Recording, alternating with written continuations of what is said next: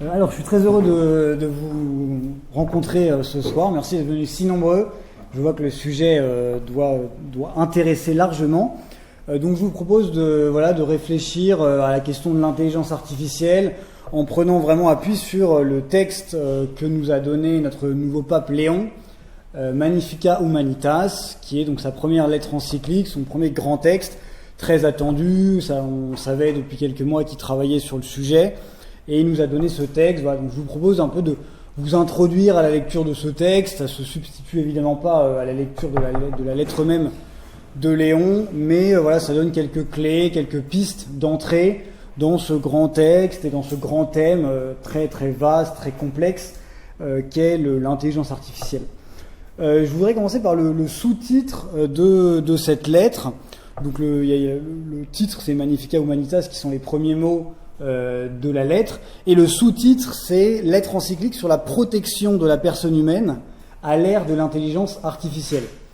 Donc, qu'est-ce que ça nous apprend déjà ce titre ?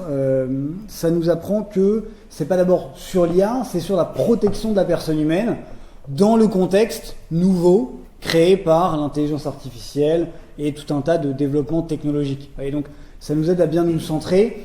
Le pape, il n'est pas d'abord un philosophe de la technique, il n'est pas d'abord celui qui va réfléchir sur l'intelligence artificielle en elle-même, il ne se substitue pas à ceux qui déjà prennent ça pour objet d'étude, mais il va rechercher la manière juste qu'il faut aujourd'hui mettre en place pour protéger la personne dans ce nouveau contexte. Le but du pape, c'est vraiment cette protection de la personne humaine. Et l'IA, c'est le contexte dans lequel on se trouve. Le titre même de l'encyclique est aussi intéressant, donc Magnificat Humanitas, magnifique humanité, qui sont donc les premiers mots du texte de Léon.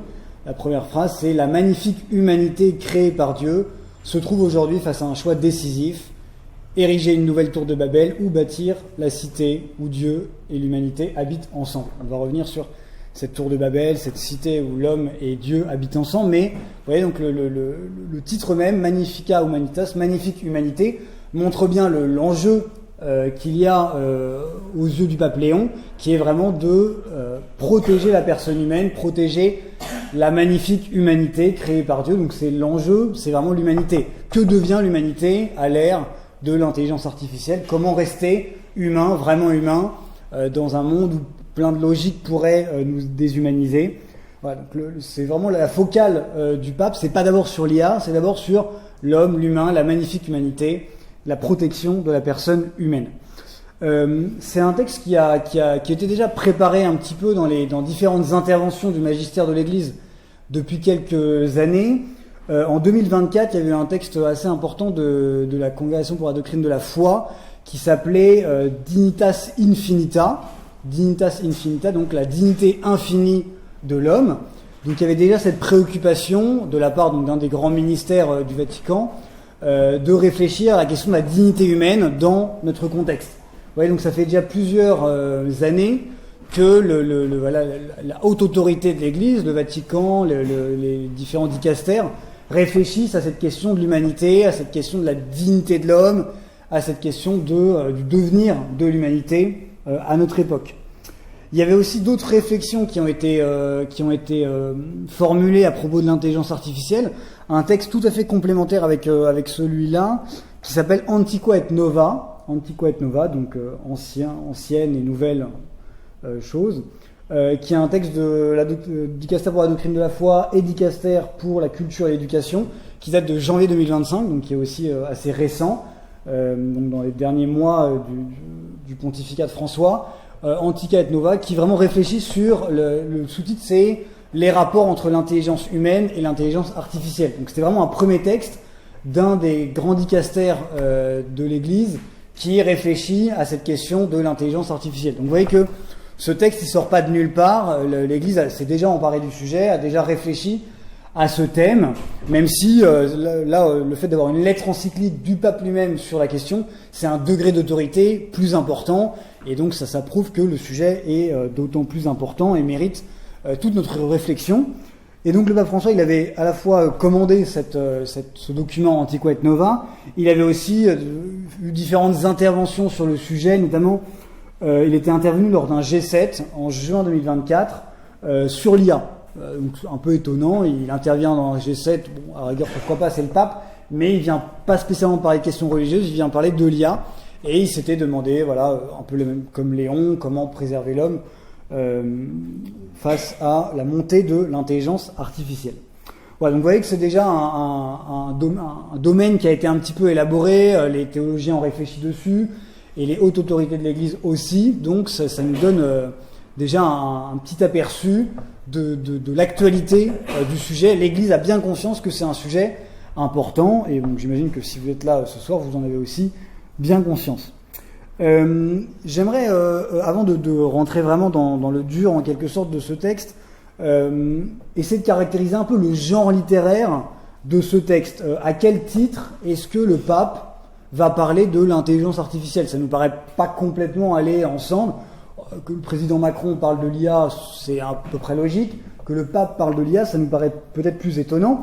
Pourquoi est-ce qu'il en parle et à quel titre est-ce qu'il en parle? De quel droit, en quelque sorte, est-ce qu'il intervient dans quelque chose d'aussi profane qu'est une nouvelle technologie, une nouvelle technique?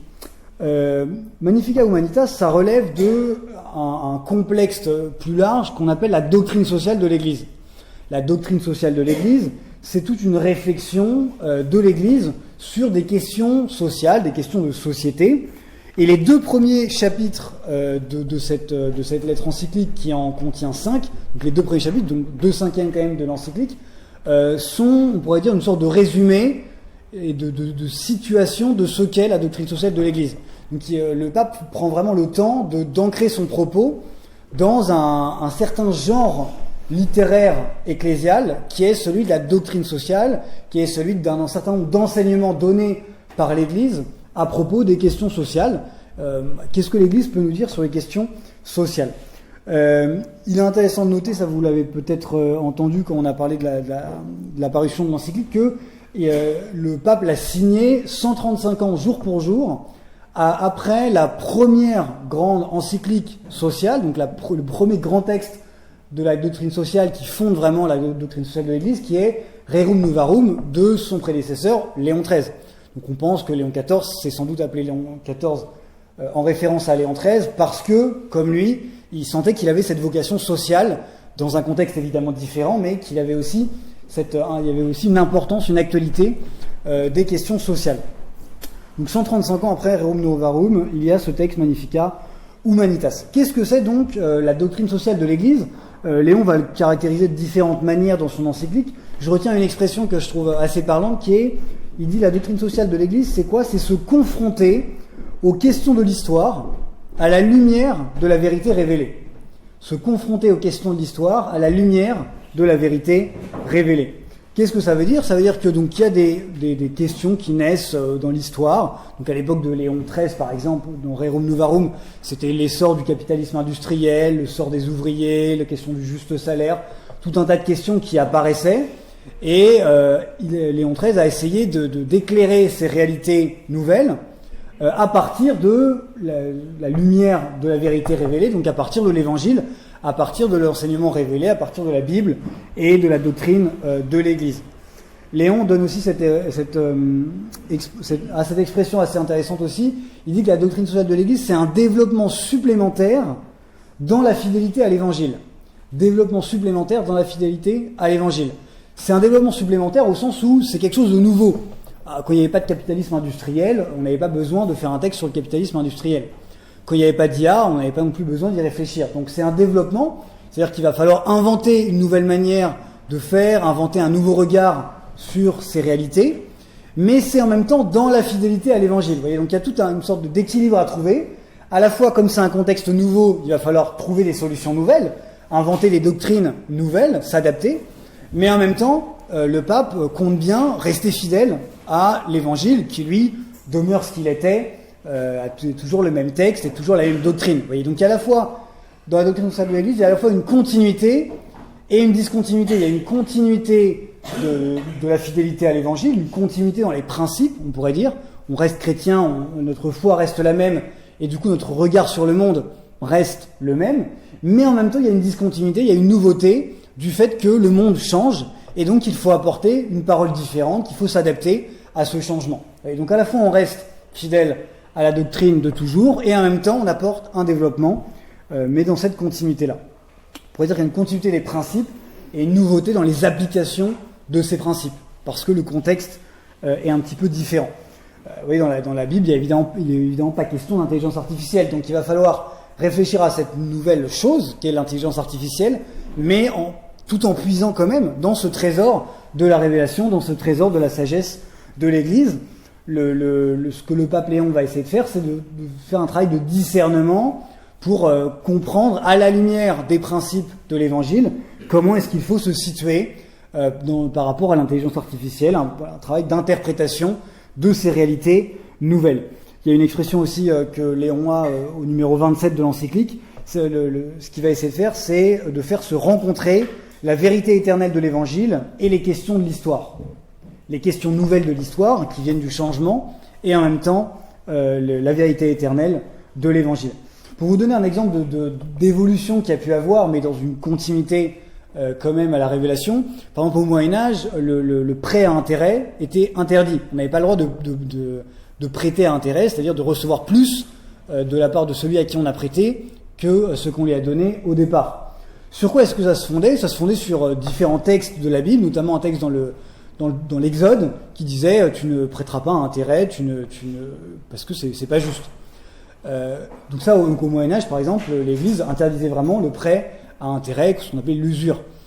Ensuite, en continuant à réfléchir, et face à des nouveaux contextes, à la nécessité aussi du crédit, on se rendait compte que c'était quand même utile d'avoir du crédit, et en même temps on voyait bien qu'il y avait un risque à prêter de l'argent à quelqu'un, donc peut-être que c'est légitime finalement de les faire rembourser un petit peu plus. Dans ce contexte-là, l'Église a un petit peu changé sa doctrine, vous voyez.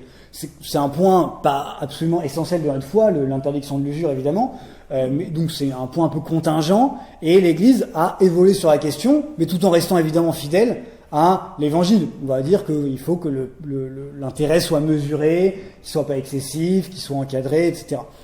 Ça, on y reviendra. Léon accentue pas mal la fonction sociale du crédit. Il faut que le prêt-intérêt serve le bien commun et soit pas juste un moyen de s'enrichir pour ceux qui prêtent de l'argent. Ouais, donc des questions nouvelles qui apparaissent au cours de l'histoire et une réflexion nouvelle à la lumière de l'Évangile. La doctrine sociale de l'Église, ça met bien en valeur ce qu'on pourrait appeler la portée sociale de notre foi. Vous voyez, notre foi, c'est évidemment quelque chose qu'on croit, c'est évidemment d'abord une relation personnelle avec Dieu qui s'est révélée en Jésus-Christ, mais notre foi, c'est aussi quelque chose qui irrigue toute notre vie. Vous voyez, on ne peut pas être chrétien juste le dimanche quand on va à la messe et à côté de ça, mener une vie complètement tordue et immorale. La foi, elle irrigue toute notre vie. Et en fait, notre foi, elle a aussi, disent donc tous ces papes qui ont développé l'enseignement social de l'Église, notre foi a aussi une portée sociale, c'est-à-dire qu'il s'agit de réfléchir comment est-ce qu'il faut se conduire en chrétien dans les réalités sociales, dans les réalités profanes, par exemple dans mon travail, par exemple dans ma manière de gérer mon argent, dans mes économies, etc. Comment se situer en chrétien dans des questions qui ne sont pas d'abord religieuses, mais qui sont sociales, qui sont politiques, qui sont sociétales. En faisant ça, l'Église, elle prétend pas évidemment se substituer au domaine politique, aux États, aux partis politiques. Vous voyez, l'Église fait pas en elle-même de la politique. Elle dit pas voilà ce qu'il faudrait faire, voilà quelle loi est-ce qu'il faudrait mettre en place, voilà le taux exact qu'il faudrait pour le crédit. L'Église rentre pas dans des questions aussi contingentes et matérielles, mais l'Église va en quelque sorte donner une parole pour éclairer, pour aider au discernement les fidèles chrétiens, mais aussi toute la société, en puisant dans sa sagesse pluriséculaire. Vous voyez, donc le positionnement de l'Église, c'est vraiment un positionnement de dialogue avec le monde, d'entraide, on pourrait dire. L'Église propose son aide, propose sa sagesse, non pas pour faire à la place de l'État, des institutions internationales, etc., mais apporte sa pierre à l'édifice. Vous voyez, le Concile Vatican II a vraiment beaucoup mis l'accent sur cette dimension de service du monde qui fait partie de la mission de l'Église. La mission de l'Église, c'est évidemment d'abord de montrer Dieu et d'apporter la bonne nouvelle de Jésus-Christ, mais c'est aussi de cheminer avec l'humanité. Ça, Léon le répète beaucoup dans son encyclique. L'Église marche avec toute l'humanité, chrétiens comme non chrétiens, et va apporter de manière discrète, il y a souvent cet adjectif chez Léon qui correspond aussi pas mal à son propre tempérament, l'Église de manière assez discrète va apporter une parole, va apporter quelque chose pour le monde, pour le bien du monde, pour le bien commun. Voilà, donc ça c'est le contexte général de cette encyclique, la doctrine sociale de l'Église, donc, que Léon résume assez longuement dans les 2 premiers chapitres de son encyclique. Il met bien en avant le principe même de la doctrine sociale. Il dit c'est vraiment la dignité de l'homme.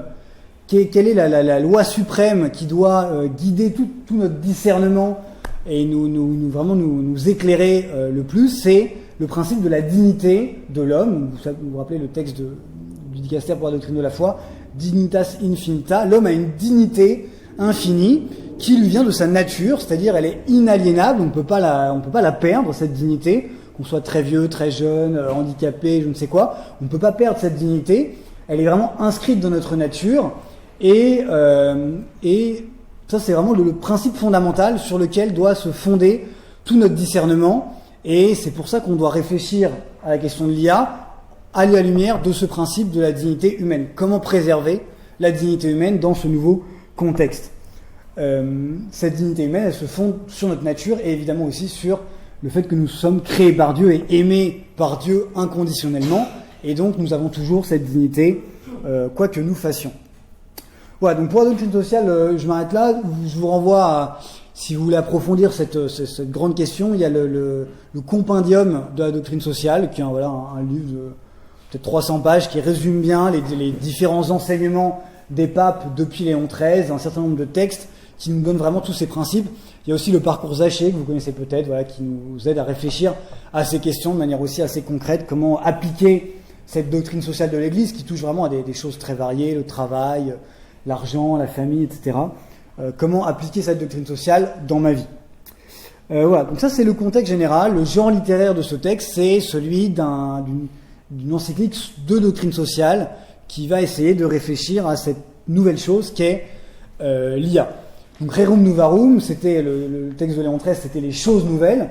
Quelle est en l'occurrence la res nova de notre époque, ou une des res nova de notre époque, c'est évidemment l'intelligence artificielle. Alors, qu'est-ce que c'est l'intelligence artificielle? Donc, vous le savez évidemment, donc c'est des systèmes informatiques, des technologies dont la spécificité, la particularité, ce qui saute aux yeux quand on les utilise, c'est qu'elles accomplissent des tâches qui normalement devraient être réservées à l'homme. Normalement, c'est l'homme qui a toujours fait ça, et là, on voit tout d'un coup que la machine imite l'homme, fait comme l'homme, et donc ça nous interroge.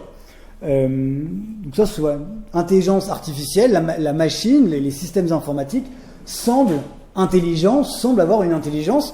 Cette intelligence, elle est dite artificielle parce que nous, elle est naturelle, mais ils semblent avoir une intelligence comme nous. Donc il y a ce vis-à-vis, ce miroir, cette confrontation. Finalement, est-ce que c'est vraiment une intelligence? Est-ce que on est toujours un peu dans cette tentation de comparer l'homme et l'intelligence artificielle. On se dit, ok, bon, il y a 10 ans, l'intelligence artificielle, elle savait pas faire ça, maintenant elle sait le faire, mais dans 10 ans, elle aura sans doute dépassé l'homme, elle fera des choses encore plus impressionnantes que l'homme.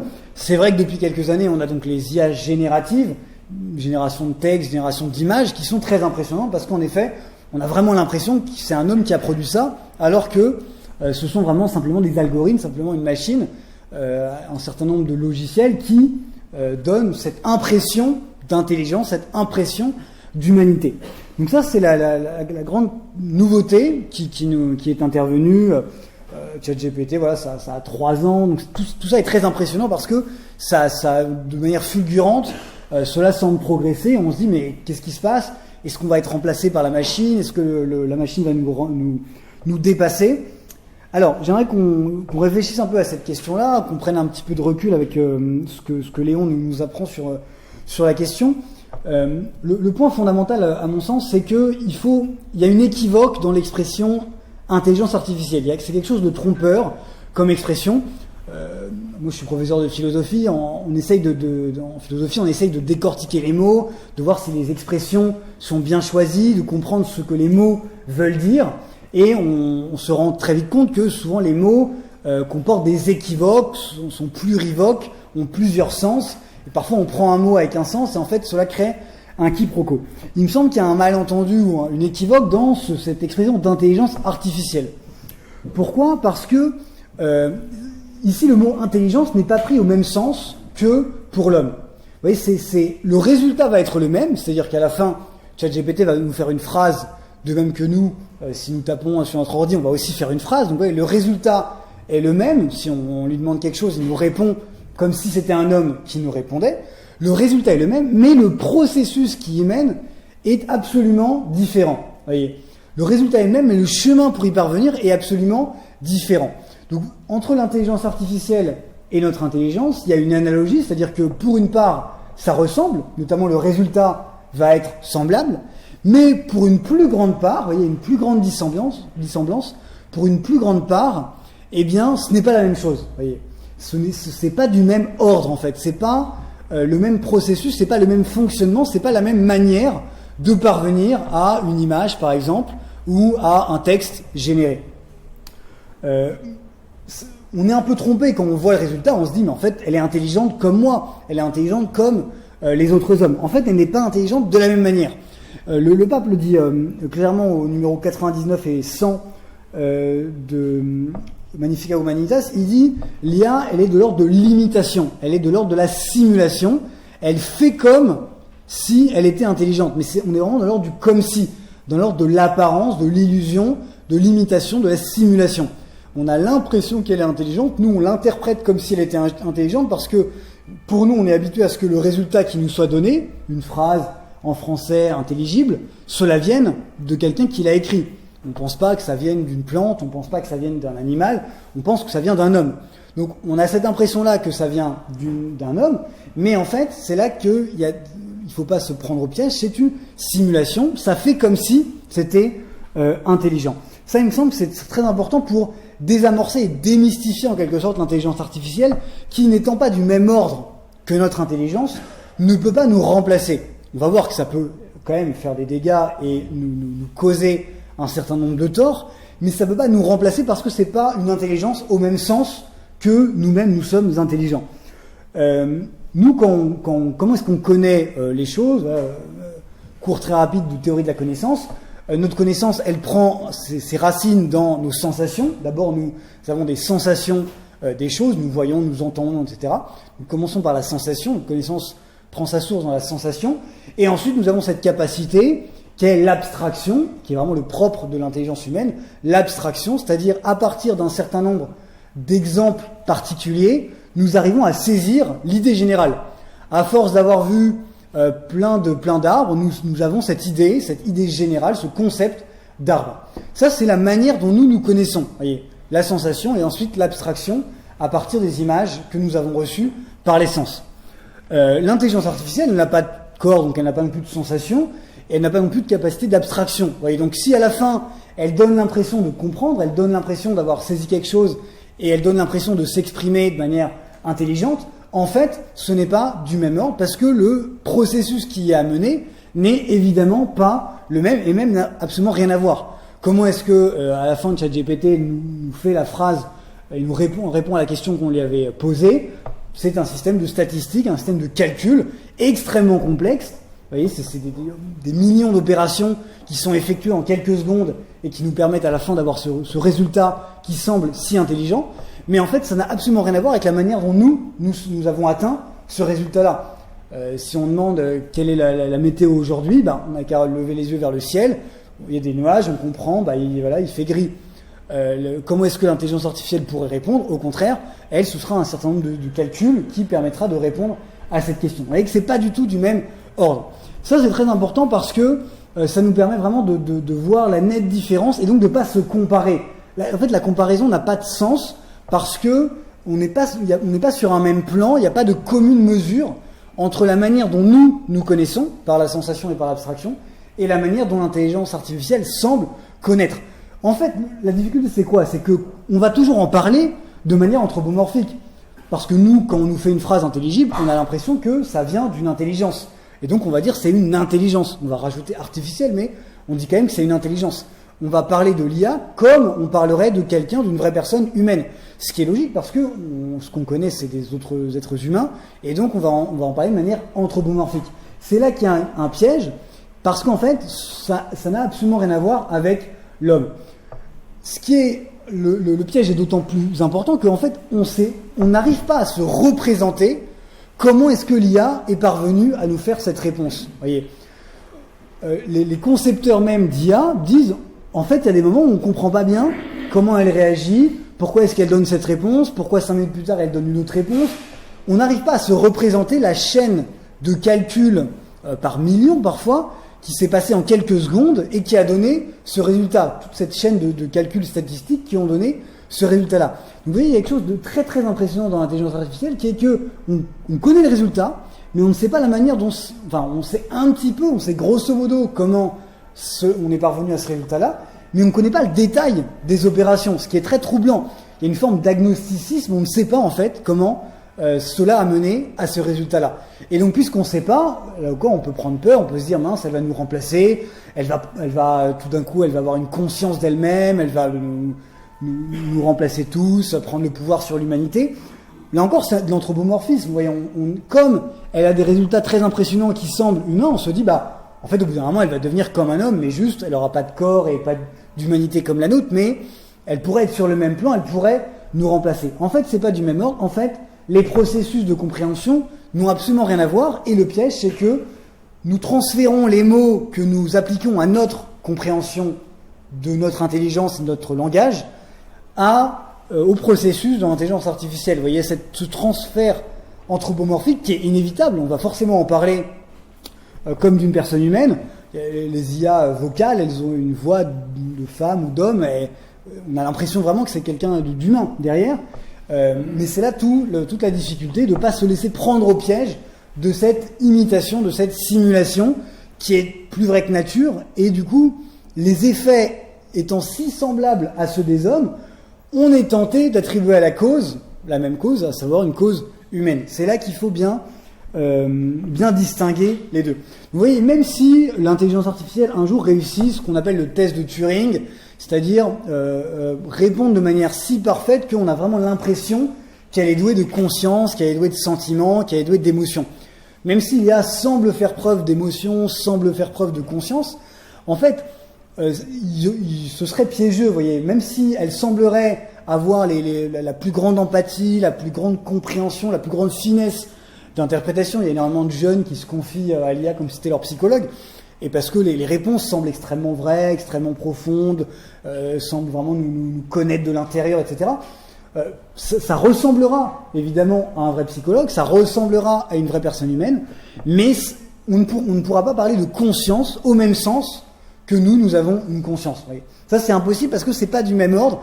Les processus sont absolument différents. Jamais l'IA n'aura de volonté comme nous avons une volonté. Jamais l'IA n'aura de compréhension, d'abstraction et de sensation comme nous avons de la compréhension, de l'abstraction et de la sensation. Ouais, donc ça nous permet vraiment, je pense, de démystifier l'IA et de nous rendre compte qu'en fait, on n'est pas sur le même plan. Donc, il n'y a pas rien à craindre parce qu'en fait, il y a beaucoup d'enjeux, mais c'est pas du tout du même ordre et il n'y a pas de comparaison qui tiennent vraiment la route. Même si on est toujours tenté par anthropomorphisme de croire que on est du même ordre. Voilà, donc ça c'est sur l'IA elle-même. Maintenant, voyons un peu ce que dit Léon sur, donc vous vous rappelez le sous-titre, la protection de la personne humaine à l'ère de l'IA. Le pape va essayer de procéder à une sorte de discernement et de distinction entre d'une part les opportunités que l'IA peut offrir et d'autre part les risques de la révolution numérique, les risques de cette nouvelle technologie. Donc Léon reconnaît quand même un certain nombre d'opportunités qu'offre l'IA, voilà, que tout un chacun peut assez aisément voir. Il y a une certaine appréciation quand même dans le discours du pape de cette nouvelle technologie. Il va dire, ça c'est assez fort, il ne le développe pas tellement, mais ça mériterait d'être creusé. Le pape va dire que l'innovation, toute innovation technologique, voilà, le génie humain et son caractère de progrès, l'innovation, dit le pape au numéro 111, est une participation à l'acte divin de création. Donc ça c'est quand même quelque chose d'assez fort, vous voyez. Il dit que finalement la capacité que l'homme a de créer, la capacité que l'homme a d'inventer une nouvelle technique, une nouvelle invention technique, c'est une participation de l'acte divin de création. Voyez. Donc là, il y a une valorisation assez forte quand même du progrès technique, de l'innovation technique et technologique. En un sens, si nous le faisons, c'est parce que Dieu nous a donné cette capacité de créer, cette créativité humaine, cette capacité d'inventer différentes techniques, de la roue jusqu'au téléphone portable et au système d'intelligence artificielle. Donc vous voyez, d'une part, il y a une certaine valorisation. En soi, faire des systèmes d'intelligence artificielle prouve la créativité de l'homme. Évidemment, ce n'est pas une création au même sens que Dieu crée, mais c'est une participation à l'acte divin de création. Le progrès technique, dit aussi Léon, est une collaboration de l'homme avec Dieu dans le perfectionnement de la création visible.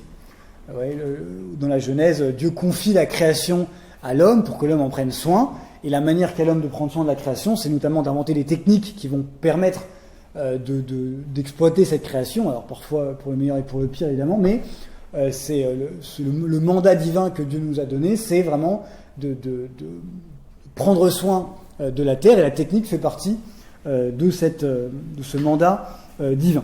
Donc ça, c'est la relative appréciation du pape. Voilà, il va dire que ça peut avoir beaucoup d'applications positives dans la médecine, dans l'apprentissage. Donc, il y a un certain nombre d'applications qui peuvent être positives, qu'on connaît assez largement. Mais le pape va aussi pointer un certain nombre de risques, et en particulier deux principaux risques.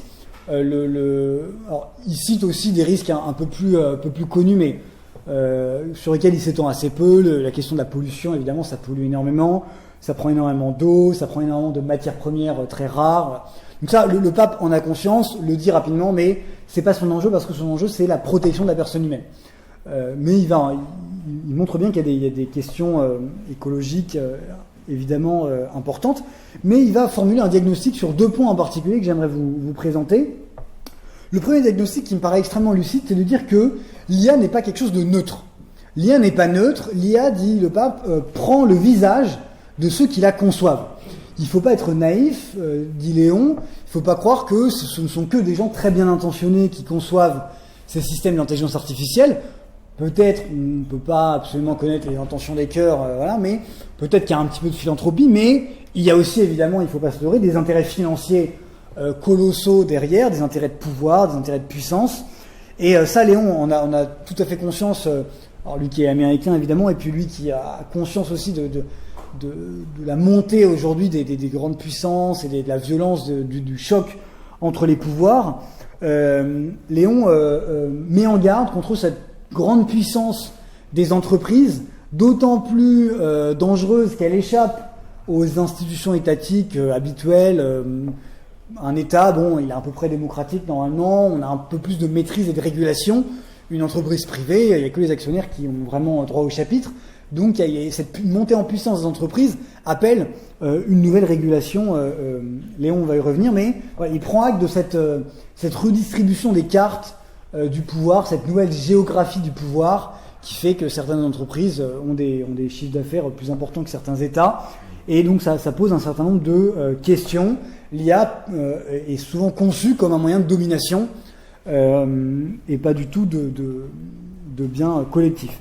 Et le deuxième diagnostic que va poser Léon, c'est un diagnostic encore plus profond qui va montrer qu'il peut y avoir derrière toutes ces innovations technologiques de l'intelligence artificielle une idéologie sous-jacente qui est celle qu'on peut regrouper sous la catégorie de transhumanisme.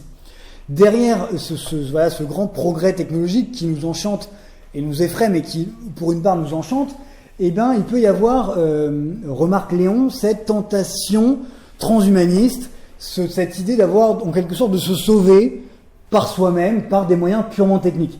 Léon a ces deux expressions assez fortes de salut purement technique. Donc salut, c'est un mot chrétien très très fondamental et important. Il va dire que certains conçoivent le salut comme étant purement technique, et il va parler aussi de divinisation technologique. En quelque sorte, pour Léon, certains d'entre nous revivent l'antique tentation du serpent. Vous serez comme des dieux, mais vous serez comme des dieux non pas par la grâce de Dieu, en accueillant l'amour de Dieu, mais vous serez comme des dieux par votre propre puissance, par orgueil, par votre démesure, par votre hybris. Donc ça, c'est quelque chose qui inquiète et sur lequel Léon met pas mal l'accent. il y a cette tentation de dépassement de l'humain à l'aide de la machine, voilà, toute l'hybridation entre l'homme et la machine. On voit souvent dans les médias voilà, des utopies un peu de milliardaires de la Silicon Valley qui prétendent ne pas vieillir. Mais c'est, dit Léon, une idéologie qui infuse en fait quand même progressivement à la société et à un certain nombre conçoivent vraiment les techniques comme pouvant nous sauver, répondre à tous nos problèmes. Voilà, catastrophe écologique, bon, il y aura une solution technologique. Toutes les maladies, on va trouver une solution technologique. Il y a cette tentation voilà, de se confier en la technique, se confier purement dans les mains des technologies. Léon va être d'autant plus critique de cette logique-là qu'il montre que derrière, c'est vraiment une logique d'efficacité qui prime, une logique de performance qui marginalise la pauvreté, la fragilité, la vulnérabilité et, in fine, qui marginalise les pauvres. Ça, Léon, comme le pape François, est très attentif, évidemment, aux faibles, aux pauvres. Et il montre bien qu'il y a derrière cette logique de dépassement de l'humain, d'aller toujours plus loin dans cette conquête technologique, il y a toujours la question de ce que va devenir en fait la grande masse qui, elle, n'aura pas accès à toutes ces techniques très prisées et très chères. Et il montre bien que si finalement la mesure de l'homme devient sa performance, sa capacité technologique, toute forme d'efficacité, eh bien évidemment il n'y aura plus de place pour les pauvres. Voilà, donc ça c'est le diagnostic que pose Léon. D'une part, vous voyez, c'est cette montée en puissance assez inquiétante de certains nouveaux organismes de pouvoir, et puis cette idéologie du transhumanisme qui, de manière assez souterraine, en fait, inspire un certain nombre de personnes.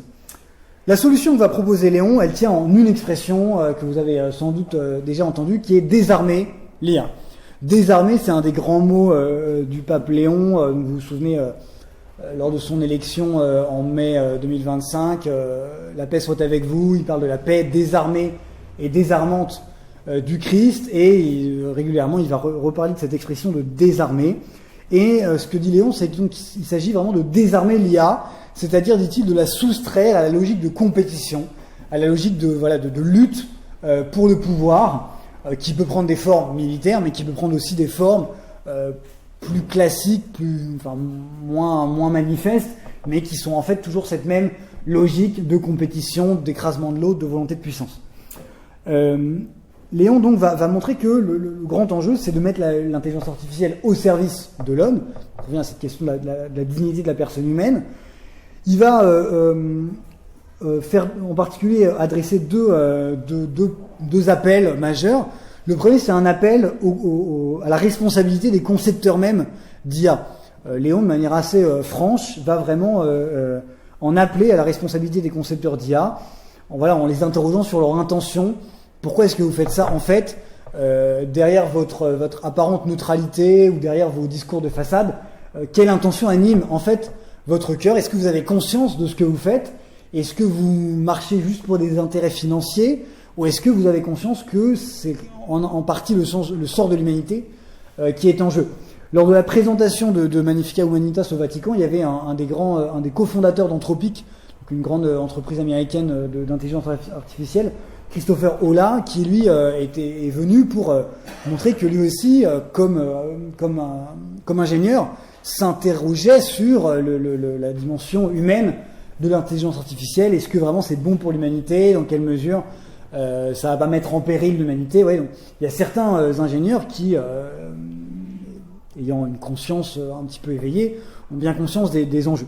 Donc ça c'est la première chose. Léon s'adresse d'homme à homme à ces géants. Et la deuxième solution que donne Léon, c'est un appel donc là, plutôt aux États ou en tout cas aux politiques, à la régulation, à l'encadrement de ces nouvelles technologies en vue du bien commun. Léon va vraiment insister pour que ce développement de l'intelligence artificielle se fasse dans des cadres juridiques adéquats. Ça c'est son expression, cadre juridique adéquat. N'oublions pas que le pape Léon XIV, avant d'être missionnaire, a été juriste, il a été canoniste, il a fait une thèse en droit canon à l'Angelicum à Rome, donc il a vraiment aussi cette mentalité juridique, et il voit bien que les cadres juridiques ne suffisent pas, mais pour lui c'est quand même un moyen d'action important, faire des traités, essayer de mener des politiques de régulation, émettre des lois. Ça permet quand même d'encadrer, qui croit quand même à ces moyens-là. On pourrait dire que c'est un petit peu naïf. En même temps, vous avez peut-être vu qu'il y a quelques jours, les États-Unis ont stoppé net la nouvelle version de l'IA d'Anthropic en disant en fait non, c'est trop puissant, ça menace trop notre sécurité nationale, donc on arrête tout. Donc preuve que si les États le veulent, les États-Unis en tout cas le peuvent, s'ils le veulent, ils peuvent stopper cette course en avant. Donc voilà, c'est pas impossible, ça peut sembler un petit peu naïf. Peut-être que si nous, juste la France, on arrêtait, de fait, ce serait pas très efficace, mais en tout cas, c'est pas impossible de réguler, et on voit bien que parfois les enjeux, alors, malheureusement plus des enjeux politiques que des enjeux proprement moraux, mais les enjeux peuvent exiger cette mise en pause de l'intelligence artificielle. Léon XIV, il croit d'autant plus qu'il a une vision assez haute de la politique comme étant justement ce qui contrebalance les intérêts immédiats financiers. Les financiers, ils veulent de la rentabilité immédiate. Il espère, il croit que les politiques peuvent avoir cette vision d'un petit peu plus long terme et chercher un peu plus le bien commun collectif et dans la durée et pas être juste rivé au prochain bilan trimestriel. Peut-être que là encore c'est un petit peu naïf, tout est possible, mais en tout cas il croit vraiment que les États, les sociétés politiques peuvent être un facteur de ralentissement quand tout s'accélère. Bon, alors voilà, après je vous laisse regarder un peu ce qui se passe. C'est pas sûr qu'on soit vraiment dans cette logique-là, mais voilà, c'est possible. Je voyais par exemple aujourd'hui un article qui disait qu'il y avait 8 experts de l'IA qui mettaient en garde l'Europe, qui risquait de se faire dépasser par toutes les autres puissances, et qui disaient que l'Europe devait accélérer. Et donc c'est ça qui est compliqué, c'est qu'on se dit oui, il faut pas être trop à la masse, sinon il va y avoir que des IA chinoises et américaines, c'est pas bon. Mais en même temps, si on se jette tête baissée, vous voyez, dans la course en avant, à quel prix? Est-ce que vraiment on pense que ça va être bon pour notre humanité, pour un certain nombre de publics? C'est pas si sûr. Voilà. Léon, en tout cas, nous pose la question, est-ce que nous sommes capables de ralentir quand tout s'accélère, si on se rend compte qu'en fait, cette accélération nous mène dans le mur ou menace la personne humaine. J'aimerais enfin maintenant poser une question un peu plus qui nous concerne peut-être plus nous, on n'est peut-être pas tous chefs d'État. Nous, à notre niveau, qu'est-ce qu'on peut faire? Est-ce qu'on a des moyens d'action? Comment est-ce qu'on peut, nous, participer à ce grand projet de Léon de protection de la personne humaine à l'ère de l'intelligence artificielle? Léon va donner aussi donc des critères de cheminement pour nous tous, pas que pour les politiques et les juristes. Comment est-ce que nous pouvons nous mettre en marche? Et il va montrer dans le chapitre 4, qui est un chapitre assez intéressant, que ce qui est en jeu et ce sur quoi nous devons travailler et ce que nous devons défendre, c'est notre capacité à chercher la vérité et notre liberté. Ça, c'est deux choses que nous tous, tout un chacun, sur lequel tout un chacun doit veiller, parce que ça relève de nous et pas que de l'État ou des grandes institutions. Léon va bien mettre en lumière le risque de déshumanisation qu'il y a dans l'IA. Nous risquons, à force d'utiliser ces technologies de manière inconsciente, de perdre quelque chose de notre humanité, de nous déshumaniser à mesure que l'intelligence artificielle progresse. Léon a cette phrase que je trouve assez forte. Toute technologie éduque ceux qui l'utilisent. Toute technologie éduque ceux qui l'utilisent. Nous, on a l'impression quand on utilise un outil que c'est nous qui en sommes les maîtres. Voilà, je prends mon verre, je prends mon couteau, je prends mon téléphone. C'est moi qui suis le maître qui ai décidé de faire usage de cet outil-là. Ce que dit Léon, c'est que c'est plus subtil. Oui, nous sommes les maîtres, mais en un sens, l'outil que nous utilisons peut parfois aussi en quelque sorte nous asservir et devenir nos maîtres.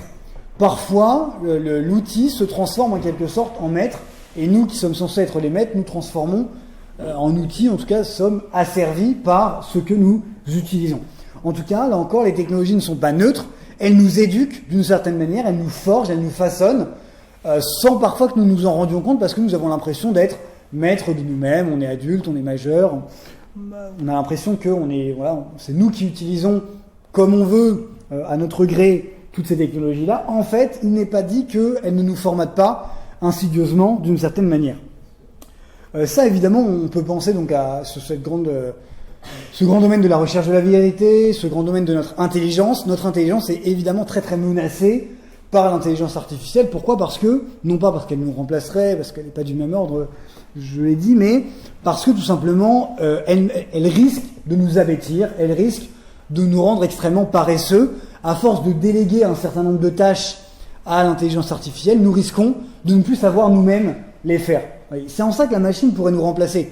Non pas en ce qu'elle pourrait devenir plus homme que nous, mais en ce que, à force de lui déléguer ce qui fait notre humanité, nous mécanisons en quelque sorte, nous perdons le propre de notre humanité. Là, il y a vraiment un enjeu vraiment individuel qui nous concerne tous. Nous risquons de devenir paresseux à force de déléguer tout. Nous risquons de perdre notre sens critique si nous cessons d'utiliser l'intelligence artificielle à tout va. Nous risquons de perdre notre acuité intellectuelle. Voilà. Ça, il me semble que c'est très important. J'ai beaucoup apprécié un livre que je vous conseille un petit peu là-dessus, si vous voulez, un livre de Gauthier Besse, donc un professeur de lettres assez écolo, qui s'appelle La vie machinale. Et sa thèse, donc c'est assez simple, sa thèse est assez simple, c'est en première phrase: à mesure que les robots s'humanisent, les humains se robotisent. Et il va dire aussi un petit peu après, ma thèse est simple, la génération de l'IA ne peut produire qu'une société machinale, standardisée. La vie artificielle perd en autonomie ce qu'elle gagne en automatisme.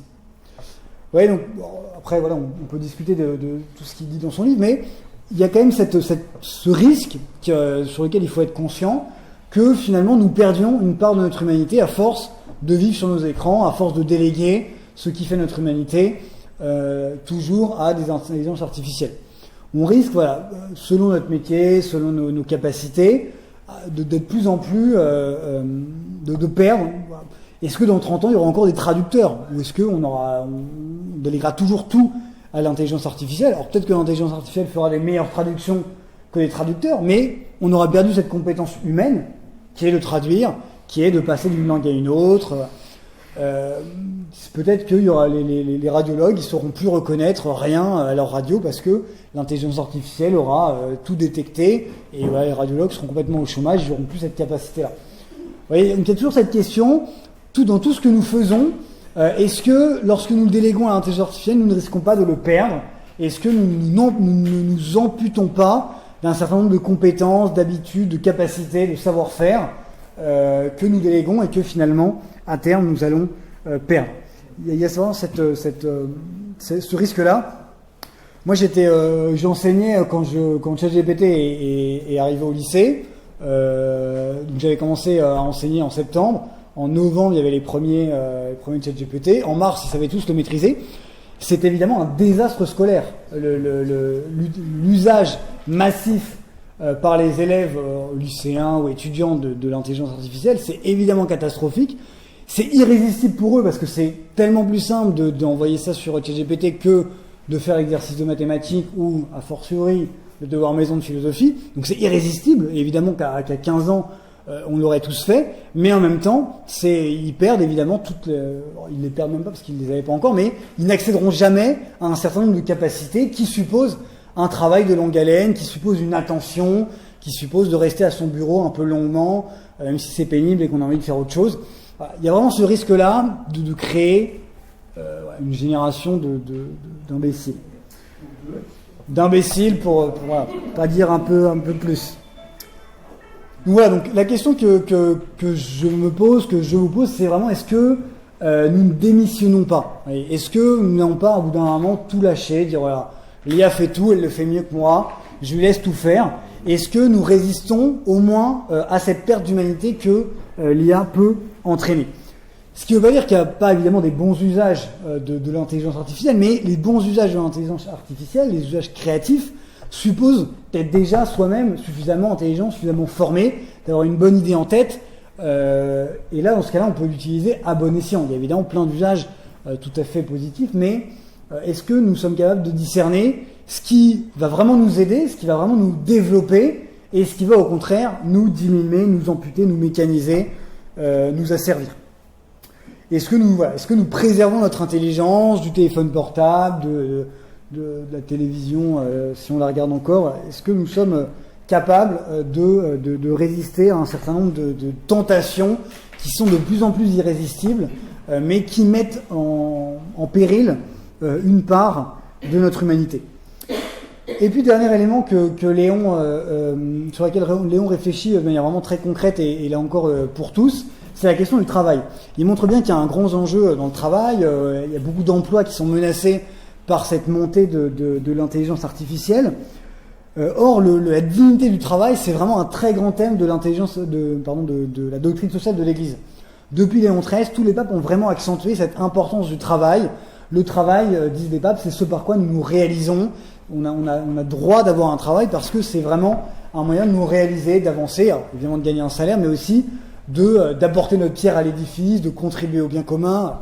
Alors, il y a des travaux évidemment plus ou moins féconds pour tous, mais il y a vraiment ce droit à la dignité du travail sur lequel les papes ont beaucoup insisté. Et aujourd'hui, il y a vraiment cette menace sur la dignité du travail. Voilà, pour beaucoup d'entreprises, ça va être beaucoup plus facile de faire travailler des intelligences artificielles plutôt que des vraies personnes humaines faillibles qui partent en arrêt maladie en plus. Voilà, tout plein de tentations. Est-ce que, demande Léon, est-ce que nous plaçons vraiment au sommet de nos valeurs, comme chef d'entreprise ou comme salarié, la dignité de la personne humaine dans son travail? Ça, c'est vraiment une question qui se pose à nous, quel que soit notre travail, alors a fortiori si on est chef d'entreprise, mais voilà, est-ce que nous résistons à la grande tentation qui est d'adapter les salariés à l'intelligence artificielle, vous voyez? On peut être très tenté de dire, en fait, au bout d'un moment, la machine, elle fonctionne mieux, donc c'est aux salariés de juste mettre en marche l'intelligence artificielle. Donc vraiment, là, littéralement, l'homme devient au service de l'intelligence artificielle qui fonctionne mieux que l'homme ne le ferait. Est-ce que nous résistons à cette tentation d'adapter l'homme, de nous adapter toujours à ces progrès, ces performances nouvelles? Ou est-ce que nous résistons? Est-ce que nous sommes capables de mettre vraiment au premier plan la dignité de la personne et donc aussi la protection des emplois? Ça, Léon le dit vraiment. Il y a un moment où il va falloir accepter, assumer de protéger les emplois, même si c'est peut-être perdre un petit peu en rentabilité, mais parce que l'entreprise a d'abord une fonction sociale. Le but, c'est pas d'abord de gagner de l'argent. Le but, ce qui légitime une entreprise aux yeux de la doctrine sociale de l'Église, c'est sa contribution au bien social. C'est le fait que ça permet de créer de la richesse, créer de l'emploi, produire des produits utiles. Voilà. Est-ce que nous sommes capables de résister à cette tentation de toujours mettre la rentabilité au premier plan, ou est-ce que nous acceptons de mettre la justice au premier plan? Pour Léon, il y a vraiment une stricte subordination de l'économie à la morale. Ça, c'est aussi un apport assez intéressant, je trouve. Il y a évidemment une logique financière qui est pas totalement absurde et qu'il faut prendre en compte, mais, dit Léon, ce qui prime, c'est vraiment la personne humaine, ce qui prime, c'est vraiment la morale et pas d'abord l'économie. Est-ce que nous sommes capables de pas toujours dire ok, il faut gagner plus d'argent et de mettre au premier plan, au contraire, le critère du juste et pas d'abord du rentable. Voilà, donc il y a vraiment un changement de paradigme auquel Léon nous invite. Et évidemment, dans une société dans laquelle on a l'impression que les entreprises, elles ont absolument toujours besoin de gagner plus d'argent, sinon elles sont dépassées par la concurrence, elles vont s'effondrer. Est-ce qu'il n'y a pas des nouveaux modèles à inventer? Alors Léon ne dit pas lesquels, il n'est pas économiste, mais est-ce qu'il n'y a pas des nouveaux modèles sociaux d'entreprise à inventer pour vraiment préserver la personne humaine et ne pas toujours être dans cette logique d'efficacité et de rentabilité qui, à terme, risque de condamner beaucoup de personnes au chômage et avec tous les maux que ça peut entraîner. Voilà. La question fondamentale, je conclue par là, la question fondamentale que pose Léon à différentes entreprises dans son encyclique, c'est que construisons-nous? Il a souvent cette métaphore architecturale, cette métaphore du bâtiment. Qu'est-ce que nous sommes en train de construire? Alors nous, collectivement, toute l'humanité, donc ce qui suppose un diagnostic un peu sur les grandes tendances et en particulier sur cet essor de l'intelligence artificielle, mais aussi qu'est-ce que nous construisons au niveau individuel? Quelle pierre est-ce que j'apporte à l'édifice? Pour quelle fin est-ce que je vis? Comment est-ce que je m'investis dans ma société? Et il va construire une grande antithèse, donc c'est le début du texte, il va revenir sur cette grande image. Est-ce que nous construisons Babel ou est-ce que nous construisons Jérusalem? Est-ce que nous construisons Babel, donc comme dans le récit de la Genèse, cette grande tour que les hommes construisent pour défier Dieu, pour montrer que l'homme est capable d'aller dans les cieux et que l'homme est plus puissant finalement, ou aussi puissant que Dieu par ses propres forces. Donc Babel, où est-ce que nous construisons Jérusalem? Et là, le Babylon fait écho à un prophète assez peu connu qui s'appelle Néhémie. Donc il y a un livre dans la Bible qui s'appelle le livre de Néhémie, voilà, que j'ai lu, c'est pas très long, ça fait 10 pages, qui raconte, donc après l'exil à Babylone, un certain nombre d'Hébreux reviennent à Jérusalem et Néhémie décide de reconstruire. Donc Néhémie qui est un ministre, on pourrait dire, du roi de Babylone, Néhémie qui est juif, revient à Jérusalem et décide de reconstruire tous ensemble Jérusalem, qui est la cité où l'homme et Dieu habitent ensemble. Et donc là, le but, c'est pas, en reconstruisant Jérusalem, c'est pas de défier Dieu, de se sauver par soi-même, par des moyens techniques, et de laisser libre cours à notre orgueil. Au contraire, reconstruire Jérusalem, c'est reconstruire la cité pour tous les juifs, et c'est aussi reconstruire la cité où se trouve le temple de Dieu, où Dieu habite avec l'humanité. Qu'est-ce que nous construisons? Est-ce que nous construisons cette cité de la compétition, du pouvoir, de la puissance, de l'efficacité, de la performance, ou est-ce que nous construisons cette cité partagée, cette cité du bien commun, cette cité qui est Jérusalem, qui est aussi la cité où Dieu est au centre et où nous tournons les yeux vers lui. Voilà. Comment est-ce que nous nous situons? Qu'est-ce que nous bâtissons? C'est vraiment une question qu'on peut se poser, sur laquelle on peut méditer. On peut lister un peu tous les grands engagements de notre vie. Est-ce que nous construisons Babel ou est-ce que nous construisons Jérusalem? Le pape vraiment insiste beaucoup dans cette encyclique sur le rôle actif que nous devons avoir. Nous ne devons pas nous effrayer de ces changements spectaculaires, impressionnants. On a l'impression qu'en 50 ans, on a complètement changé d'humanité, que vraiment une révolution, que vraiment il y a plus rien de ce qui était il y a 50 ans, qu'on est rentré dans une nouvelle ère, ce qui est vrai. Mais, dit le pape, il ne faut pas s'en effrayer pour autant. Il faut, avec lucidité, en ayant conscience des enjeux, des défis, il faut se mettre en marche, avancer, construire, avec notre courage, avec nos vertus, avec ce que nous sommes, nous engager dans cette œuvre. Ouais, il met vraiment l'accent sur la dimension de collaboration avec Dieu. Nous devons collaborer à l'œuvre de Dieu. Et donc nous ne devons pas rester passifs. Être chrétien, c'est pas juste se tourner vers Dieu dans sa prière. Alors c'est d'abord ça, évidemment, c'est d'abord avoir une relation à Dieu, mais ça aussi, cette relation à Dieu, nous conduit aussi vers le monde, nous invite aussi à nous engager dans le monde, à notre manière, selon notre charisme, selon les choses que nous aimons, et vraiment s'engager, se mettre un peu les mains dans le cambouis, même si parfois c'est difficile. Ouais, vraiment cette invitation à s'engager que nous donne le pape, en politique peut-être, mais dans la société en tout cas, quelle que soit notre manière de faire, on est forcément engagé dans la société d'une manière ou d'une autre. Le pape nous encourage vraiment à ça. Nous avons comme chrétiens une parole à adresser et un engagement à mener. Il y a, on pourrait dire, Léon nous donne, on pourrait dire, une invitation à bâtir notre citoyenneté chrétienne du XXIe siècle. Qu'est-ce que ça veut dire d'être citoyen chrétien au XXIe siècle? Qu'est-ce que ça veut dire de vivre dans ce contexte du XXIe siècle et de vraiment nous engager dans la société comme chrétiens? Ça reste à écrire. Ça fait que 26 ans que notre siècle a commencé. Ça reste à écrire. Léon donne un certain nombre d'indications dans ce livre, mais qui reste encore assez théorique. Mais voilà. Demandons peut-être à Dieu dans notre prière, en fait, Seigneur, comment est-ce que tu veux que je bâtisse Jérusalem dans ce bon contexte? Voilà, notre société à Paris en 2026, en France, voilà.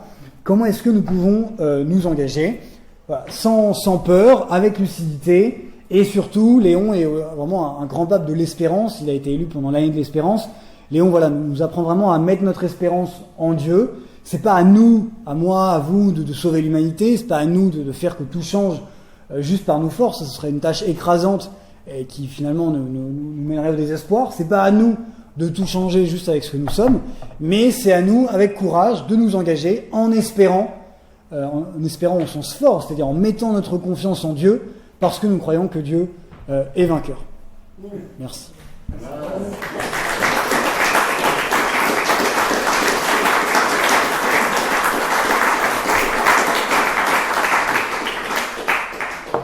Merci beaucoup de m'avoir écouté. Bon, j'ai eu un peu chaud, j'ai l'impression que vous aussi, mais bravo pour votre écoute. Est-ce qu'il y a peut-être quelques questions? On peut avoir encore 5-10 minutes de questions. Est-ce qu'on a eu des retours de ces grosses sociétés, ChatGPT de Microsoft, est-ce qu'ils ont répondu au pape? Alors ça, je ne sais pas s'ils ont répondu comme tel au pape. Ça a pas mal, les médias sont pas mal fait l'écho. Après, voilà, ça met peut-être un peu de temps. Alors, peut-être qu'il y a des débats internes dans l'entreprise. Je ne sais pas très bien. Ouais. Mais c'est pas dit que ça change tout de suite. Hein. Il y a quand même des logiques de fond assez puissantes. Oui. En fait, s'il n'y a pas de petit grain dans la chaussure, éventuellement peut être dans le texte du pape, on peut dire que c'est foutu. C'est-à-dire qu'on va tous devenir cons. C'est bien ça. Et les probabilités pour qu'on le devienne sont gigantesques. J'ai beau m'appeler Élie, je suis pas complètement prophète, donc c'est difficile de dire. Enfin, non, mais c'est sûr que il peut y avoir un côté un peu catastrophiste, oui. Mais en tout cas, qui ne doit pas nous empêcher d'agir et qui ne doit pas nous désespérer absolument. C'est sûr que oui, il y a une forte probabilité de créer pas mal de problèmes. Après, voilà, remis à l'échelle de l'histoire, bon, il y a toujours eu beaucoup de défis, on s'en est sorti un peu comme on pouvait. Mais en tout cas, oui, je suis d'accord qu'il faut être tout à fait lucide, pas être dans une sorte d'optimisme béat, ça va marcher, tout va être bien. Il faut être lucide, mais dans l'espérance. Mais vraiment lucide. Enfin, et ce qui suppose aussi c'est vrai, il faut être dans cet inconfort. Il faut se dire, ok, c'est vrai que ça va quand même vraiment mal. Il faut que ça nous déchire un peu le cœur. Et si on est là, bon, de toute façon, le monde, après moi le déluge. En tous les cas, ça va péricliter. Non, il faut quand même. Et si on est un peu dans cette position lointaine, ça va pas. Il faut qu'on soit vraiment engagé dedans et dire, ah oui, c'est vraiment difficile. Il faut vraiment que ça nous tourmente.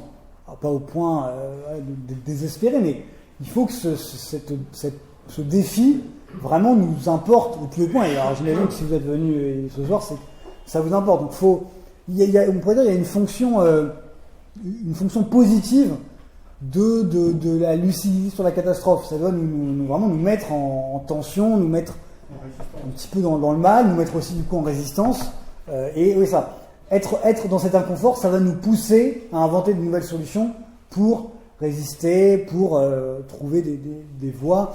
Mais après, voilà, restons dans l'espérance et croyons que Dieu suscite des chemins. Voilà. Le fait que le pape Léon fasse cette encyclique, c'est pas anodin et ça prouve que il y en a encore et le fait qu'elle soit plutôt bien reçue prouve que le monde aussi attendait sans doute une parole un peu de ce type-là. Voilà. Foutu, pas foutu, je sais pas. Hein. Qu'est-ce qu'on fait ou à la Corée du Sud qu'on n'entend pas du tout dans le langage? Qu'est-ce qu'on fait parce qu'ils progressent? Et c'est justement la Chine et la Corée, on fait quoi? On n'a pas beaucoup de pouvoir sur le pouvoir chinois, c'est sûr, mais on se retrouve dans le monde de la compétition. Comment on fait? Parce qu'eux, ils avancent énormément. Mais si vous voulez plus contre nous, plus vite que nous. On est dans ce truc-là, donc ça. Ouais, non, je suis d'accord. Il faut pas, je pense qu'il faut en tout cas se soustraire à cette logique il faut absolument avancer, sinon on va être largué. C'est-à-dire qu'on a d'abord un impératif à notre échelle, l'échelle France, déjà de préserver la jeunesse, de préserver les intelligences. À la rigueur, si on est largué, mais qu'au moins on a mis des mesures en place assez fortes, je pense, l'interdiction des réseaux sociaux, pourquoi pas, voilà, un certain nombre de protection du travail, si on a essayé je sais pas si le politique sera à la hauteur, mais en tout cas, si on a ralenti pour le bien de notre pays et des citoyens de notre pays, même si on est largué, il ne me semble pas que ce soit totalement un mal. Mais ça se discute. Après, voilà, là, on est dans des questions assez contingentes et les différentes positions peuvent être abordées. Mais je pense qu'il ne faut surtout pas, en tout cas, se dire, comme on entend dans pas mal de médias, il faut absolument pas être largué et donc on fonce tête baissée sans se poser de questions. Ça, c'est vraiment le meilleur moyen d'arriver à la catastrophe et d'être de toute façon moins bon que les Chinois et les Américains, mais en plus en ayant ruiné une partie de l'humanité de notre pays. Ce que je trouve très surprenant. Est-ce que, dans ta connaissance, il y a déjà eu des tentatives terroristes contre les data centers? Alors ça, je sais pas. C'est une solution. Après, la première chose à faire en ce cas-là, ce serait de commencer par détruire ça. Parce que enfin, d'abord à notre échelle, c'est-à-dire, mais après, ouais. Ça peut être une solution, après on peut en discuter. Non, mais au contraire, est-ce qu'à un moment donné, le mécanisme absorbant de l'intelligence artificielle ne risque pas de s'arrêter de lui-même? Quand on aura perdu la compétence des chirurgiens, des radiologues, comme tu le disais, des traducteurs, des juristes, l'IA n'aura plus rien à emmagasiner. Mais il subsistera quelques spécialistes, chacun dans sa compétence, qui, eux, pourront jouer un rôle. Ça fait pas beaucoup. C'est ça, c'est sûr, c'est un grand risque. Hein. Ouais. D'humain utile. Ça, c'est un grand risque.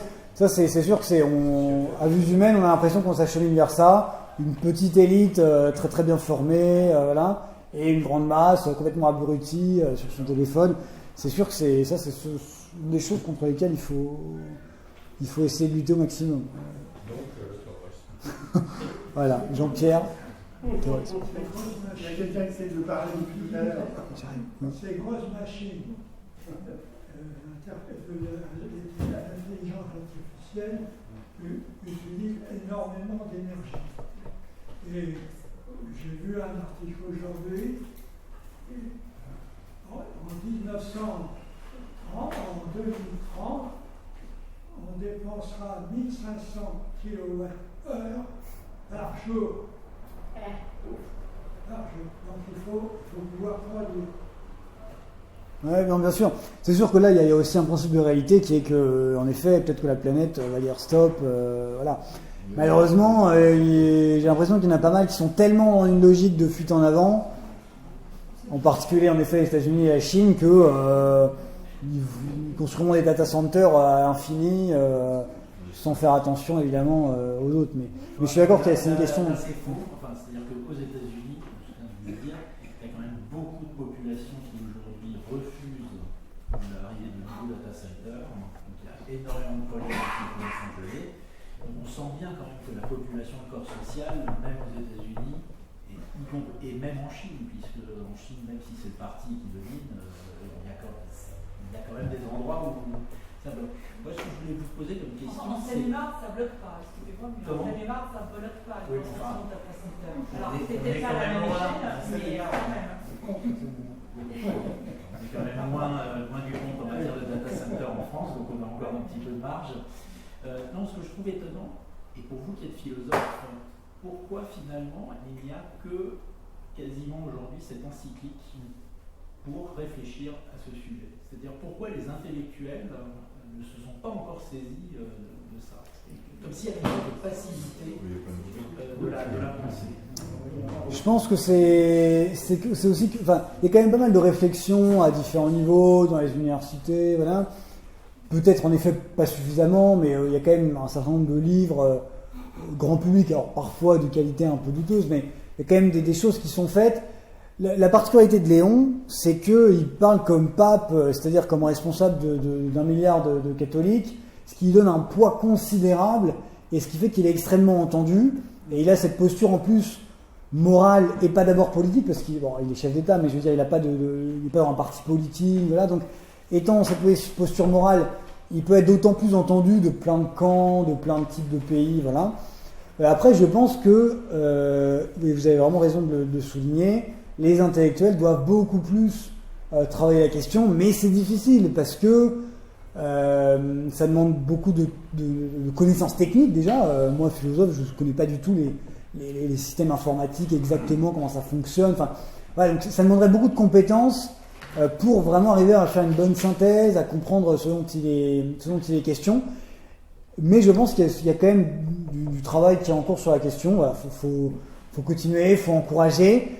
Mais c'est tellement neuf, c'est tellement nouveau que voilà, la pensée, elle a besoin un peu de temps, de réflexion. On peut pas pondre un essai sur chaque nouveauté en intelligence artificielle en une semaine, quoi. Donc c'est un travail de longue haleine. Peut-être qu'en effet, il faut que les intellectuels s'y mettent davantage. Et le pape est peut-être cette impulsion qui va pousser à davantage réfléchir sur la question, mais je vous en prie, n'hésitez pas à travailler le sujet. Il ne faut pas qu'ils se groupent, parce que tout seul, c'est impossible. Donc peut-être que les intellos, ils ont intérêt à faire corps et puis travailler de concert pour essayer d'avoir un véritable poids. Les intellectuels n'ont pas forcément une culture de travail collectif, mais ouais, mais c'est vrai. Non, les sociologues. Oui. Vous qui êtes prof, comment ça a été accueilli par les élèves et est-ce que ça peut déjà être au programme ou pas? Vous avez été prof, est-ce que vous savez si l'éducation nationale a prévu d'éduquer aussi les générations futures? Parce que, évidemment, c'est bien que nous on y réfléchisse, mais nous on appartient déjà au passé, je sais que c'est plutôt les générations futures de réfléchir. Merci, ouais. Alors, j'ai vu, c'est peut-être un effet d'annonce, mais à la rentrée, il devrait y avoir 1 heure en seconde sur l'IA. Mais alors, il me semble que c'est un peu à double tranchant, parce que il peut y avoir cette logique de on prévient les mots, on les aide à bien l'utiliser, à comprendre ce dont il s'agit, voilà. Mais dans l'éducation nationale, il y a aussi une logique très très profonde qui est de professionnalisation, et en fait, ils vont en avoir besoin, donc il faut les former. Et là, pour le coup, c'est totalement irréfléchi. Et dans l'éducation nationale, on est aussi un peu des pros pour, en fait, pas vraiment réfléchir et se dire juste, il faut s'adapter. La société est comme ça. Il faut pas être has-been, il faut pas être en retard. Et donc, on embraye la roue, mais sans vraiment faire une réflexion critique sur les enjeux. Donc, j'aimerais bien voir ce qu'ils vont faire vraiment en seconde. Est-ce que ça va être vraiment apprendre à l'utiliser de manière critique, en faisant vraiment comprendre les mécanismes et les dangers, ou est-ce que ça va être voilà comment faire et comme ça vous l'utiliserez encore plus et de manière totalement inconsciente et irréfléchie. Donc c'est par exemple l'éducation nationale, ils ont une politique numérique catastrophique, c'est-à-dire ils ont investi des millions pour mettre des ordinateurs à tout le monde, des tablettes dès le primaire, ça dépend des écoles, mais il y aura des tablettes dès le primaire, il y a une sorte c'est très bon, je pourrais en parler longtemps, mais une sorte de complexe d'infériorité un peu dans l'éducation nationale qui fait que on n'a pas envie d'être en retard, et donc, mais en même temps on est quand même en retard, mais donc on va investir des millions pour des ordinateurs qui en fait fonctionnent pas bien, parce qu'on ne voulait pas non plus mettre trop, mais en même temps il fallait quand même mettre. Donc, en fait, bon, c'est un peu un navire qui soit coule, soit fonce en tout cas vers l'iceberg. Je suis pas sûr qu'on puisse vraiment attendre une solution vraiment solide de la part de l'éducation nationale, qui par exemple est incapable de mettre en place une vraie politique de sanction lorsque l'élève a triché, parce que mes premières copies, je voyais évidemment que c'était fait par l'IA. Aucun élève n'écrit comme ça, de cette manière un peu stéréotypée qu'à l'IA, mais en même temps sans faute et en même temps pas non plus totalement nul. Je voyais évidemment que c'était l'IA, mais on ne peut pas le prouver, et donc il n'y a aucune réponse officielle pour dire, voilà, si vous avez une copie qui semble être faite par l'IA, vous devez faire tel processus. Donc les élèves ne sont pas pénalisés, donc évidemment ils continuent. Ils déploient des trésors d'ingéniosité pour apprendre à tricher, beaucoup plus que pour apprendre à travailler leur cours. Donc je pense que là c'est une catastrophe, et que c'est vraiment aux parents de s'y mettre, parce que malheureusement les parents ne sont pas toujours au fait, mais c'est vraiment aux parents d'éduquer leurs enfants là-dessus, comme sur les téléphones portables, comme sur tout, parce que l'éducation nationale n'a pas du tout de vue d'ensemble, et même si on avait une vue d'ensemble, le temps de l'appliquer selon les contextes, ce serait... Voilà. C'est marrant parce que ça va un peu en contradiction avec ce que dit Léon sur complètement, le livre, votre analyse qui dit que c'est les États qui doivent se saisir de ce sujet. Peut-être que dans quelques années, ils vont réagir, mais... peut-être que dans quelques années, ils vont réagir, mais pour l'instant, à part des grands effets d'annonce, interdiction du portable, je sais pas quoi... Et quand est-ce que tes élèves ont commencé à utiliser ChatGPT? Très vite, très vite. Ouais. C'est effrayant la vitesse à laquelle c'est. Oui, Maintenant, il ne faudrait pas qu'on leur donne l'autorisation de les emporter de tous ces appareils. Oui, mais chez soi. C'est sûrement un IA qui va expliquer. Est-ce que tu t'en sers pour ta thèse? Non.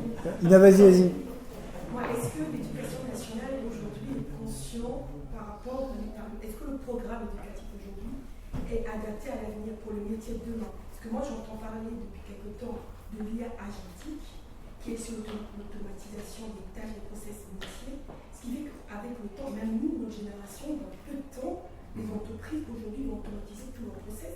Mais ces jeunes-là, on leur apprend encore les programmes éducatifs de maintenant. Mais est-ce que ça adapté encore à l'avenir? Quand on parle de l'avenir, d'ici 5 ans, c'est bien, on est dedans. C'est une grande question. La question aussi derrière, c'est à quoi sert l'éducation nationale? Est-ce que notre but, c'est la professionnalisation, auquel cas il faudrait sans doute mettre le paquet pour former plein d'informaticiens, voilà. Ou est-ce que c'est de donner une base humaine, intellectuelle, des compétences de base? C'est un grand débat.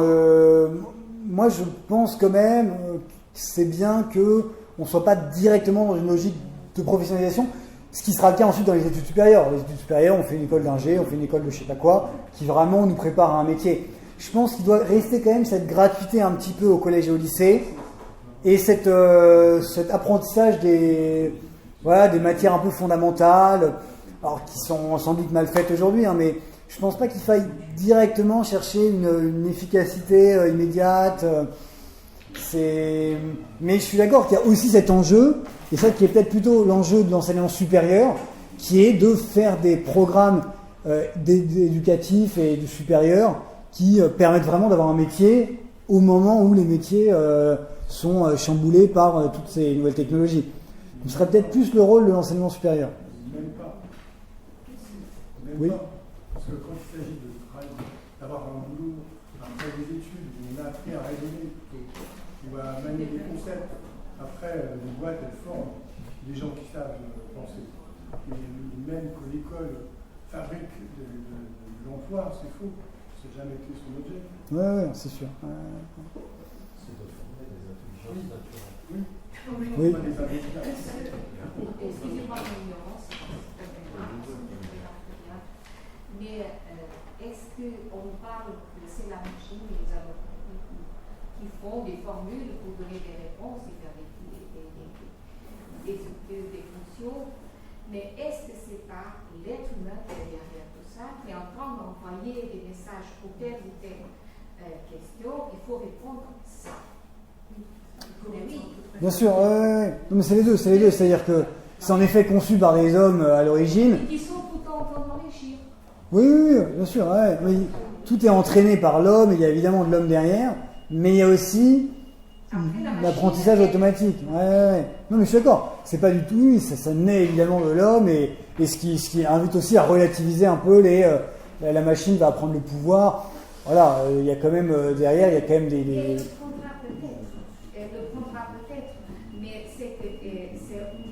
Mise à jour par toutes sortes de réponses, de probabilités qu'ils font. Voilà. Il y a, pour une question, il y a 36 000 probabilités. Oui, bien sûr. Ouais. C'est toujours des humains qui sont en train de remplir la machine. Ouais. Est-ce que c'est ça ou pas? Oui, bien sûr, c'est ça. Ouais.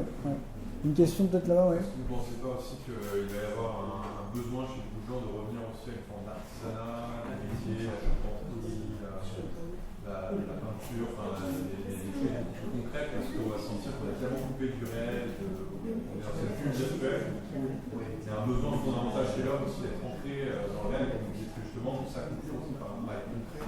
C'est un produit qui nous transforme aussi dans le processus du travail. En fait, ce besoin-là, de fait, il est inhérent à la nature. Bien sûr, mais je pense qu'il y a une part en effet qui revient à des choses plus concrètes, qui en a marre aussi des tâches très répétitives sur ordinateur, voilà. Après, ça demande quand même une certaine prise de conscience de faire le pas que vous suggérez, et ce qui demande d'être un petit peu élevé au-dessus de l'abrutissement numérique qui est quand même le lot d'un certain nombre. Mais peut-être, en effet, la nature humaine étant ce qu'elle est, il y a un moment où peut-être on fait un burn-out, on pète un câble et on revient à des choses plus concrètes, mais malheureusement, je crains quand même un peu que ce soit une élite qui ait cette prise de conscience et qu'il y ait quand même une grande masse qui persévère un peu dans son hypnotisation. Mais je sais pas, peut-être qu'en effet... Ce que vous dites, parler de burn-out, Ouais. Elles sont liées aussi à ce contexte numérique, à cette ultra-sollicitation. Si on avance dans ce sens-là, peut-être que normalement ça devient tellement insupportable que voilà, il y a quelque chose qui va... Ouais, c'est possible, c'est possible. Peut-être une dernière question, oui.